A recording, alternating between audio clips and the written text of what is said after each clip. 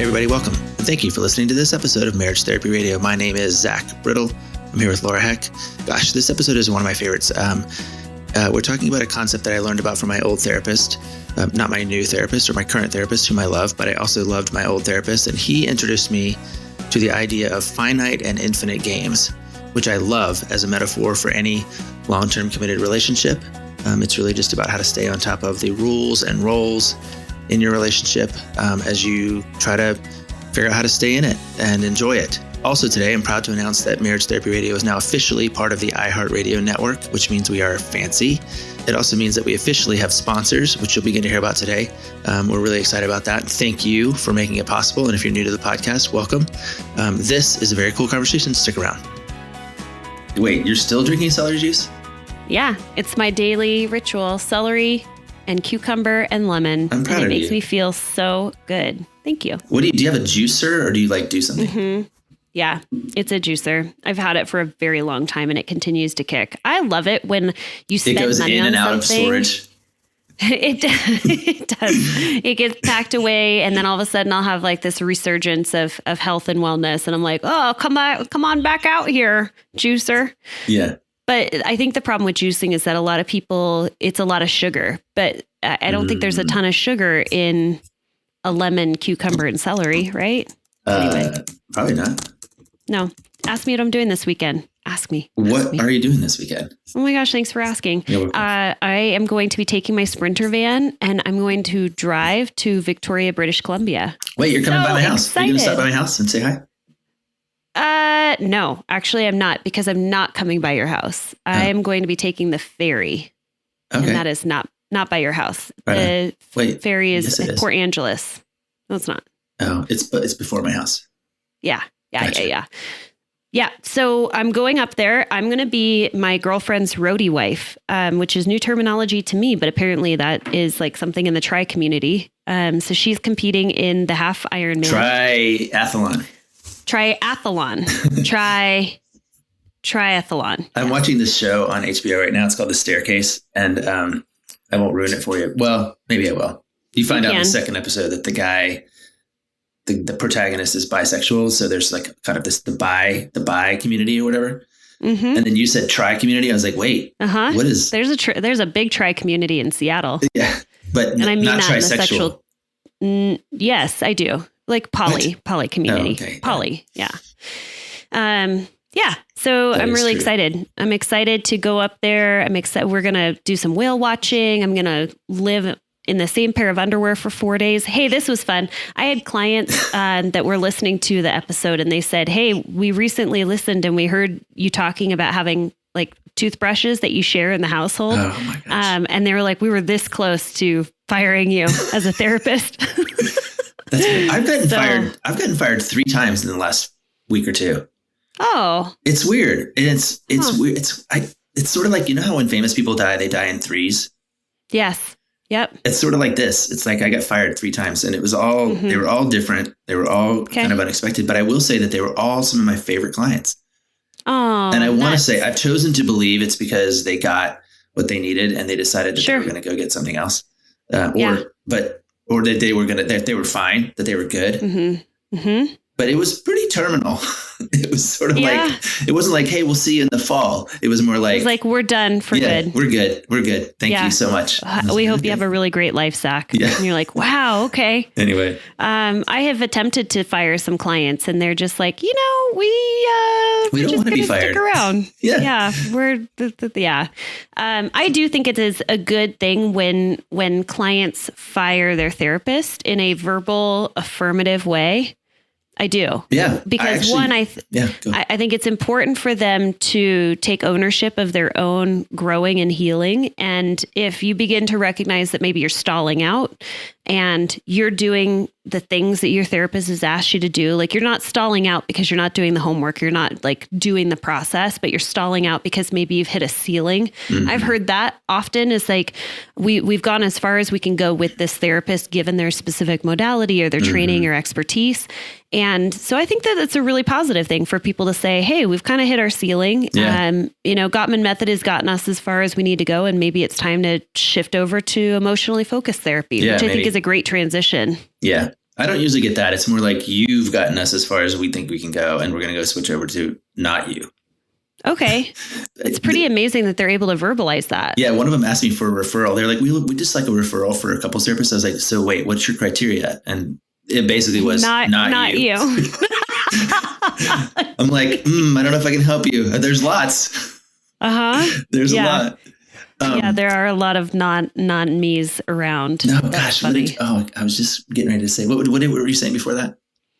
I don't know, but I will say I give people, I tell them after they meet with me for the first time, which is very different from you developing a relationship with your clients. I say, after you've met with me for the first time, you get to opt in or opt out. But once you're in, you're in. And I said, but if you never come back to see me, if you want to send me an email and say, Laura, you weren't our gal, but do you happen to know anybody else that we might like? I'm happy to do that. It doesn't sting because I've only met with them once. Yeah. It would probably sting a little bit if they've, you've met with them many times. I don't know. It's weird. It's kind of last week we were talking about health and all this stuff. And I think it helps. I can't imagine if I were less sort of confident in my just self. I mean, I'm confident in my career too, but in myself that I wouldn't internalize some of this stuff and like go feel like really terrible about it. But I don't. I think it's a big world and there's lots of different ways people can get help. The other thing I remembered what I was thinking about is I have been in this conversation a lot, which is people talking about individual therapy versus couples therapy. And I've realized they're like totally different things. They're completely different sports, And so that is, and you're doing what's like the ratio of individual versus couples? I have 2 individual clients and maybe 40 couples in my practice. So it's 2% or whatever. Whatever math. It's math. It's math. Small. It might be closer to like 3.5%. Yeah. Okay. Yeah. But no, they're totally different machines. And part of it is I appreciate that because I'm in my own therapy and I understand that what I'm doing with her is not at all what I'm doing with my own clients. Right. But I am trying to figure out how to balance some of that because I think the work, kind of the internal work, I think it's really, really important to be doing that stuff. I agree. I definitely have individuals in my practice that are a part of a couple that will never go to see an individual therapist because they are not the problem. It is their partner that's the problem. That's why they're here in couples therapy. Yeah. And so I sneakily have the honor. I get to do good work with them under the guise of couples therapy, but really I'm doing some internal processing with them and doing what an individual therapist would do in the context of couples therapy. And they don't know it. Well, I'm much less gentle about that because when that becomes apparent to me, I go, wait, hold on. So hold on. Let me just make sure I get this straight.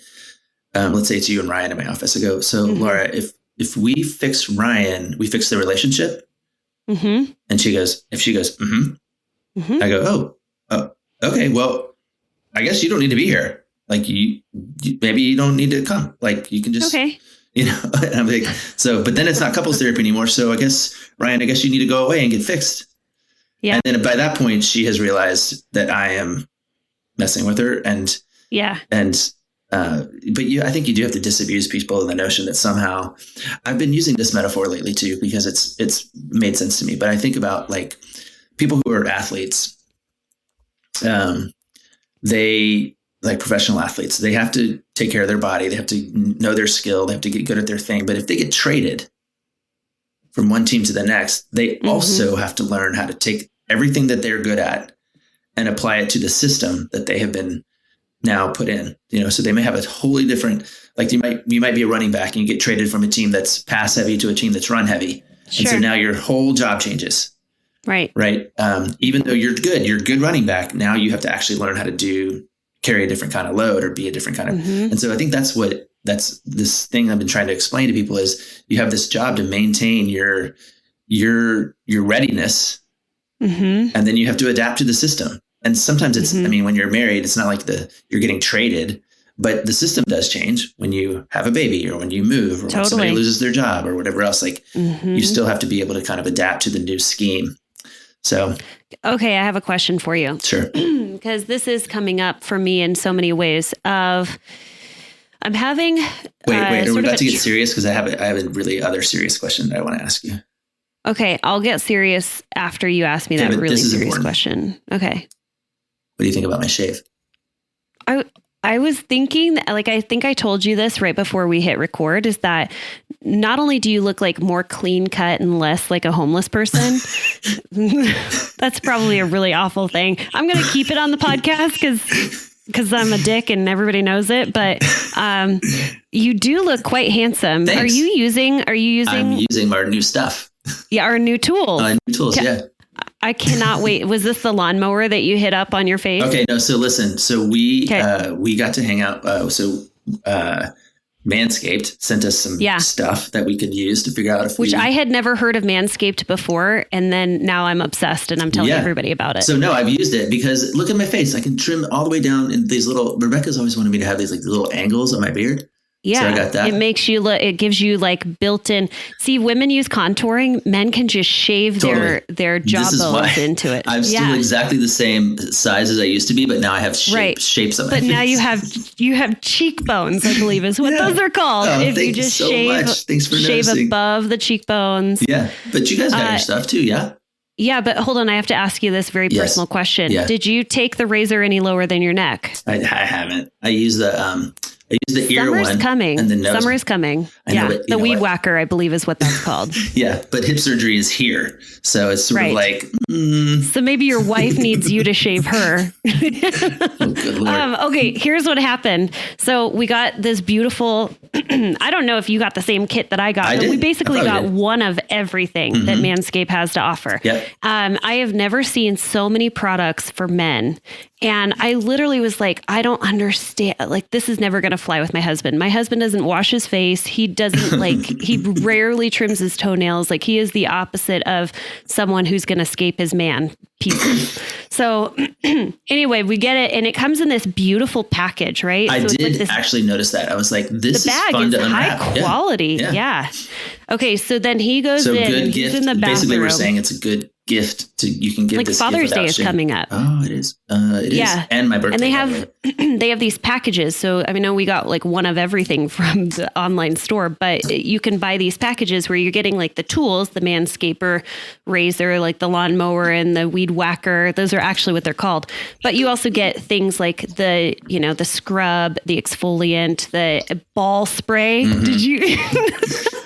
Please tell me you use that on your face. No. I did not use it on my face. I did use it. Okay, good. So something did go below the neck. There you go. But you asked me about the razor.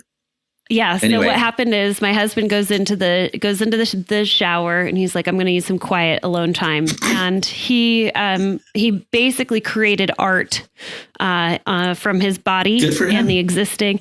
And he was so proud. And he was like, touch it. Yeah. It's so soft. I love it. Meaning that he has never gotten such a close shave below the belt. And he was so proud. And he didn't have like the ingrown hairs that most people get. Anywho, this is a lot of information, but I'm telling you is I'm really pumped on it because he's pumped on it. And summer's here. What we're trying to tell you is this episode of Marriage Therapy Radio has been brought to you by Manscaped, and we can prove it. Support for Marriage Therapy Radio is brought to you by Manscaped, who is the best in men's below-the-waist grooming. Their products are precision-engineered tools for your family jewels. Join over 4 million men worldwide who trust Manscaped with this exclusive offer for you. 20% off and free worldwide shipping with the code MTR20 at manscaped.com. That's MTR20 at manscaped.com. So what's the deal with Manscaped? Well, they are a company that really specializes in male grooming. And I'm talking about the grooming that happens below the waist. And it can also include nose hair and ear hair. And it was really fun to introduce these products to my husband because he is not a groomer in any sort of imagination. I mean, he just doesn't even wash his face. If he brushes his teeth, I'm one happy girl. But when this product arrived, we got this beautiful bag that had all sorts of lotions and potions and all the tools, and they're heavy duty, lovely tools. And I heard the shower turn on, and he went in, and he had a little twinkle in his eye because he was excited to try this out.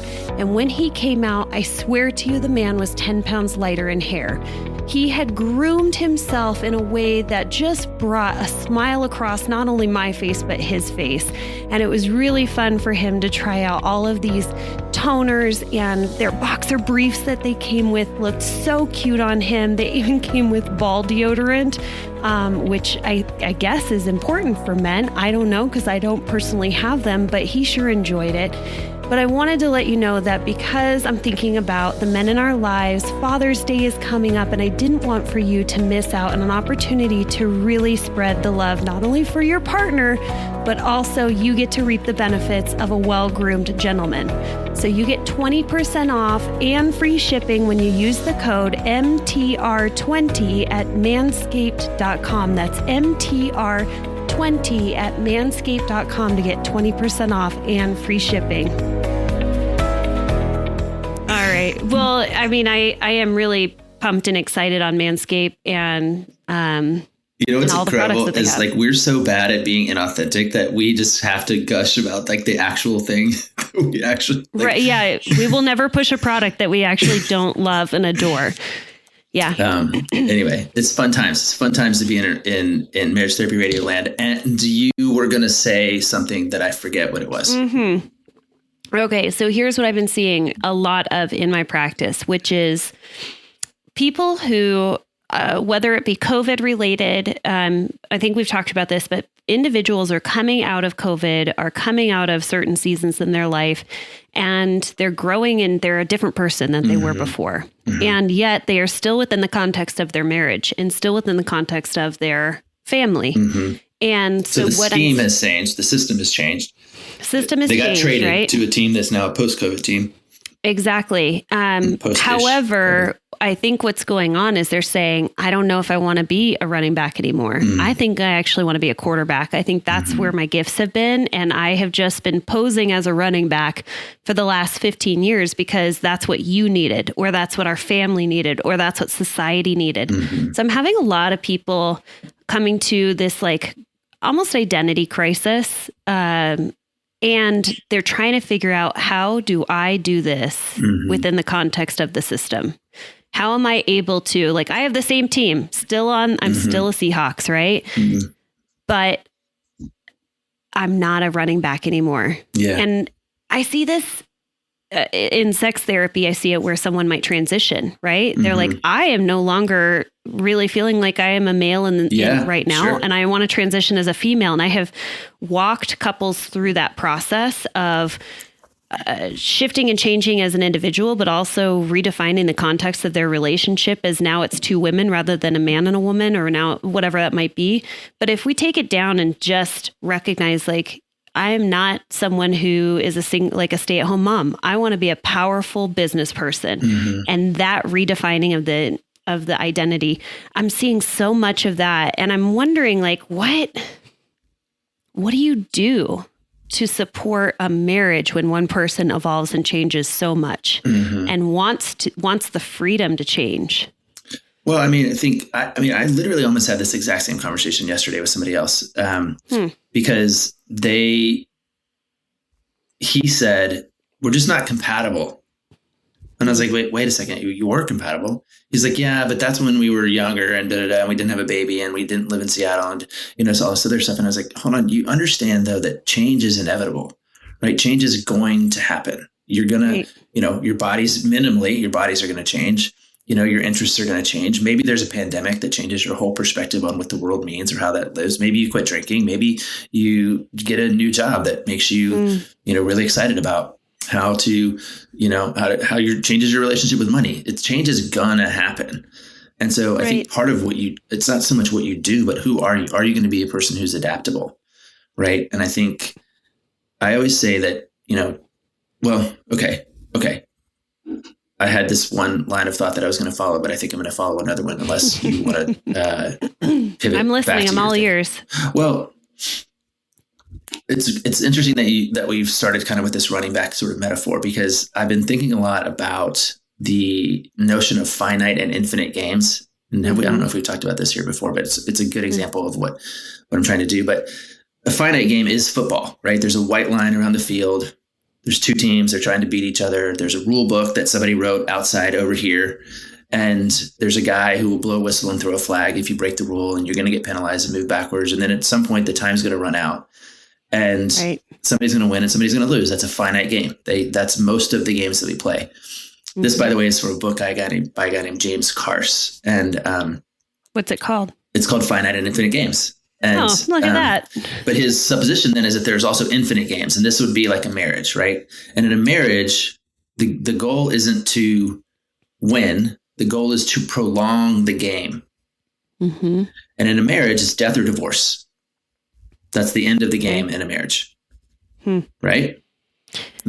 It's a little bummer to me that you say the rules of marriage is to prolong the game. I'm like, if that is well, you're trying to push out death or divorce as far as possible, right? That's the health thing that we're saying. But here's the thing: the rules. It's not the rules of the game; it's the purpose of the game. Purpose is to make this work as long as possible. Which means the rules have to change from time to time because the conditions change, because there's a pandemic, because your body changes, because you make more or less money, because you have children. But the rules don't apply because of some rule book that's out here. It's not John Gottman's rule book. It's not the Bible. It's not your parents. It's rules that the two of you make.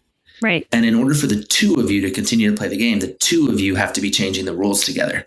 If you and I are playing tag and I'm like, here's the boundaries. And you're like, no, the boundaries are over there. Well, that's not a very fun game for us because one of us is winning and losing. And I think you're cheating and you think I'm being a baby. And, so we have to change the rules together in concert with one another in order to make sure in agreement. Yeah. Because otherwise you're just sort of, I don't know. And couples play games all the time, right? That couple that comes in here and says, if we fix her, we fix the relationship. That's a game. It's not a fair game. And it's one of them deciding what the rules are. But if it's not working right now, we have to come up with a different way to think about the rules. And I have all kinds of ideas about how to do that. So when you talk about how to do this, right? Because one of the things that you can say is, okay, really I understand very clearly the rules that you have established. I don't want to play by those rules. So now you just don't have to play. You can actually divorce if you want, if you need to. You take your ball and leave. But at least we've done that by agreement.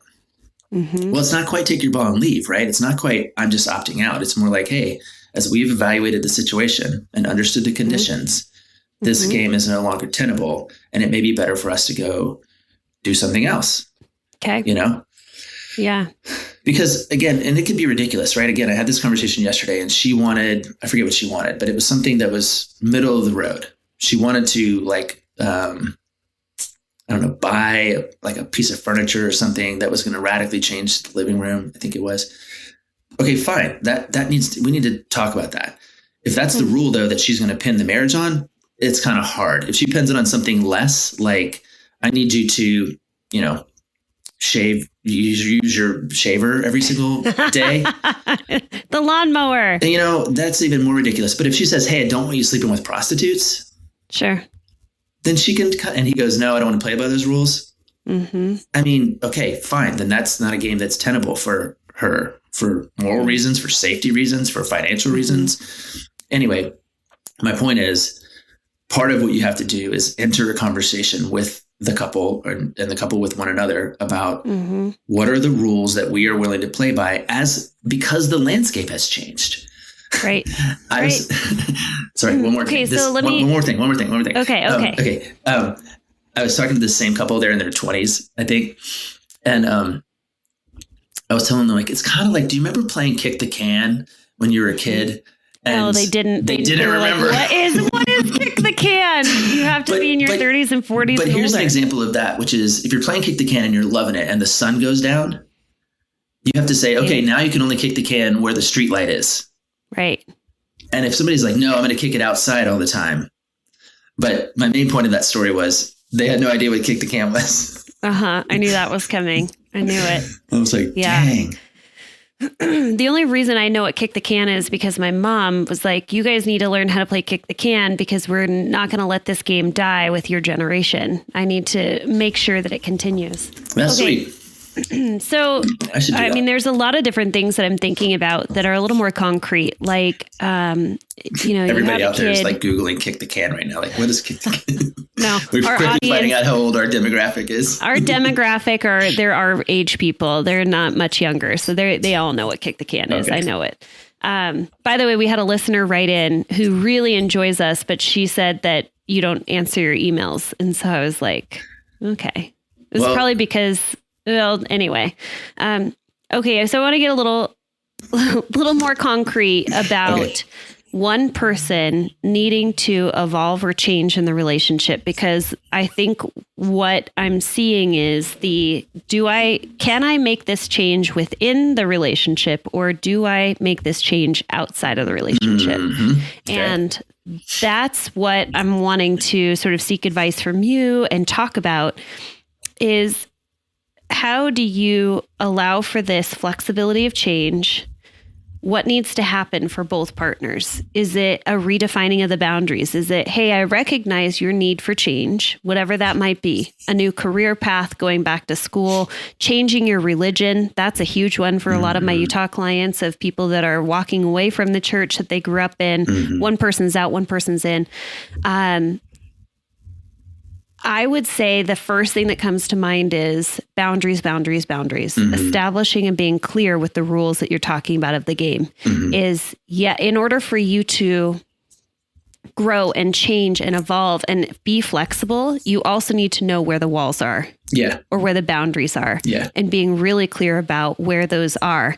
And it might just be, hey, here's the boundaries of what they look like, current day. How do you envision the boundaries being after this? What does that look like? Yeah. And I think that's a really healthy conversation to have. Yeah. Boundaries is a tough one because people think that boundaries are restrictive. I actually think boundaries make your life bigger, right? Like, agreed. I've told this story many, many times, but I hate telling things over and over again, but you know what? You might have a lot of new listeners. And so new listeners, you get a lot of our old stories. We're just going to recycle stuff for you. That's right. But there's this urban legend out of New York City, and I'll go quick. And it's about how there was a school on the Upper West Side, and the playground in the back was bordered by 3 busy streets. And the school, to protect the children, erected a fence, which the neighbors hated. And so the neighbors petitioned to bring the fence down. And when the fence came down, what happened next was you sort of think that, kids ran into the street and got hit by a car. But what actually happened was kids were huddling then in the middle of the playground because they didn't feel like they could go out to the edges. But it was actually the fence that made the playground bigger. Mm-hmm. They could use more of this land because they knew that there was a guardrail. And so I think that's when we can establish really clear boundaries in the relationship. It actually gives us more freedom than less because it's the lack of clarity that makes things harder for people.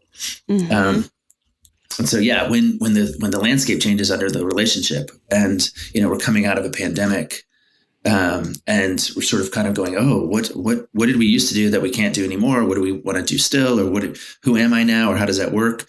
The lack of clarity creates a lot of instability and confusion for people. So I think you're right. One other thing that's... Well, let me talk about the pandemic. My brain is exploding. When you're talking about like these boundaries, when you erect boundaries, it allows for more flexibility, more exploration, more creativity. And I actually experienced that in the context of COVID. When we were in actual lockdown, there was like a pretty significant period of time pretty early on where like our kids were not in school. Everybody was home. The streets were bare. We weren't going to the grocery store. You were living off of your pantry and your freezer items for a long time. This was like early COVID. What I found was that knowing that I couldn't leave my home, knowing that I couldn't go grocery shopping, couldn't do any of that, I became way more creative inside of the bounds of my home because my boundaries now were, you don't leave the house. Those are the new rules. Yeah, so your house became way more creative. I started making bread. We started doing activities in the home that we never, ever did before. It was crazy, the amount of freedom that I experienced because I was within the boundaries of my home. It was, just what you were experiencing with having very clear boundaries allows for that flexibility, creativity. Well, and I think back to the point about finite and infinite games, the reality in a finite game is the boundary is drawn for you, right? It's the white line around the field. In the infinite game, again, you have to be changing the boundaries as it works for the relationship in order to prolong the game, to push out death or divorce. And again, it's one of these things, you're rooting for death, which is weird, but it is kind of like the goal, I think, is to make sure that you're staying adaptable and flexible enough with one another and the inevitability of change that you can make it work. It's an interesting thing too about the pandemic, because I have couples coming back into my practice. Do you have this happening? What do you mean? Like couples that were meeting with me before COVID and now they're like, hey, COVID's over. Can we come back to the office? Totally. But I didn't see them during the lockdown. And so I'm actually having in real time the experience that John had during his research, which was the perpetual problem thing. Like the hairstyles have changed and the clothing has changed, but the argument is the same. And that means that you have to kind of make some peace with that and learn how to accept that this is kind of baked in. And so the boundary may be acceptance and empathy and dialogue versus change, or if she changes, we change the relationship. So I think this was helpful, just thinking through some of the clients in my practice of what needs to, I'm just thinking, like you said, your brain is exploding. My brain is exploding. Yeah. You're watching in real time, like pure consultation here. Yeah. I know. I'm going to have a nice 3-day weekend. I'm going to enjoy it. Do it. I'm going to float right by your house. Do it. On a ferry. Cool. Okay. Well, let's land this plane. Yep. I will let you know in real time how the shaving continues and what other kind of art my husband creates. Yeah. We're very excited about that. Yeah. And I'll see you. And Father's Day is coming up, right? Do you know what day Father's Day is? I don't. It's after my birthday. How old are you going to turn? 49. Holy moly. That's right. We talked about I'll definitely be there. I kind of wish I was 50 already, but I'll take 49. It's fine. Doesn't matter. Okay. Well, I don't know when Father's Day is, but it's coming. Oh, I do. It's Sunday. It's June Sunday, the 19th. June Sunday, the 19th. Yeah. Okay. Yeah. So plenty of time to get your Manscaped order in before. That's right. Get the bundle. The bundle's so cool. All right. Let's land it. Thanks so much for listening to this episode of Marriage Therapy Radio. We are proudly sponsored by Manscaped, if you didn't catch on to that. But we do have a promo code so that you can get your orders in before Father's Day, or for anyone that you want to be Manscaped. To be quite honest, I wanted to send one of these to my brother. I want to send them to anybody, any man in my life. But if you go to manscaped.com and you enter in the promo code MTR, that's for Marriage Therapy Radio, MTR20, you get 20% off. That's pretty awesome. But just check out the cool grooming gifts, sets that they have, because you end up getting a couple of free gifts in the process and a super cool bag to go along with that. All right. Well, thanks so much for all of your time and your attention, making your relationship better today than it was yesterday.